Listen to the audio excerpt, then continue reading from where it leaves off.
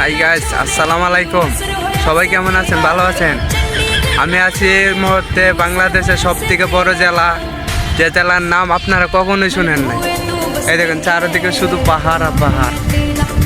এই জেলার নাম হচ্ছে রিয়াদ। তো বাংলাদেশের সবথেকে বড় জেলা রিয়াদ। এই দেখ কি শুধু পাহাড় পাহাড়, কিন্তু উপরে গিয়ে আপনাদেরকে দেখাতে পারলাম না, দুঃখিত। এই দেখেন সবাই আমাকে লাইভ কমেন্ট শেয়ার করবেন, আমি নতুন আইছি, বুঝছেন? এই যে চারিদিকে খালি পাহাড় আর পাহাড়।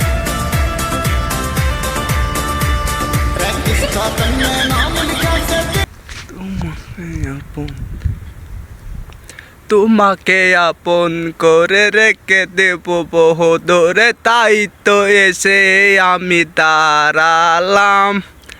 জানিয়ে মনের করে নিয়ে যাব বহুদূরে, তাই তো হাত আমি বাড়ালাম।